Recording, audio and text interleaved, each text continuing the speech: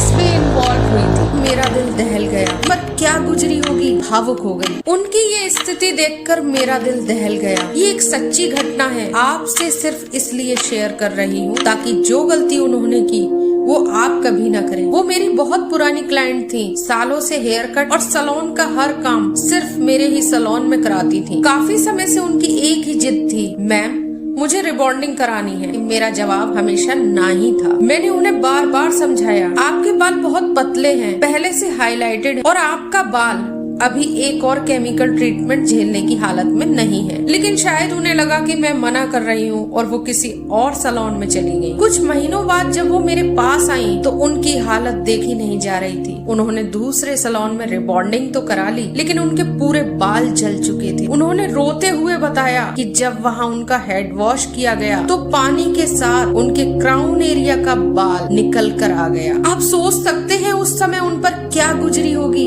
एक hair stylist होने के नाते जब मैंने उन्हें देखा तो मैं भावुक हो गई कि मना करने के बाद भी वो दूसरे सैलून में चली गई और उन्होंने रिबॉन्डिंग करा ली। परिणाम क्या निकला?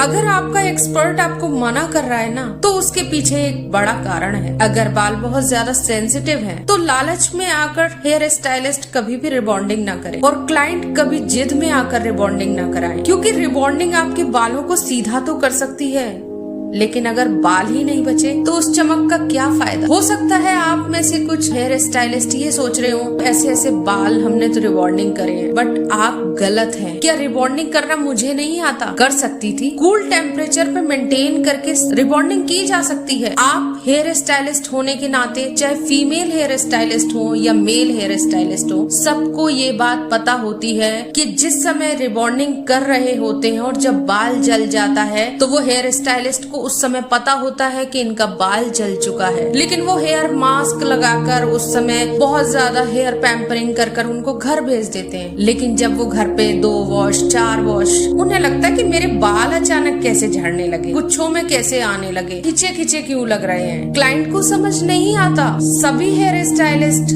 अपने दिल पे हाथ रख के पूछें, क्या उनको पता नहीं होता ये गलत हो गया है? पता होता है। बाल देखते ही पता लग जाता है कि इस क्लाइंट की हम रिबॉन्डिंग कर सकते हैं या नहीं। एक बात और मैं शेयर करना चाहूंगी, बाल जलने के बाद हद तो जब हो गई कि जब हेयर स्टाइलिस्ट ने पैसे भी मांगे, और उनकी स्थिति क्या थी आप समझ सकते होंगे सभी। उन्होंने पैसे देने से मना किया और इस पे झगड़ा शुरू हुआ। मेरी क्लाइंट थी, उन्होंने पुलिस को बुलाया। तो आप सोचिए कि इस केस में पुलिस भी इन्वॉल्व हुई थी।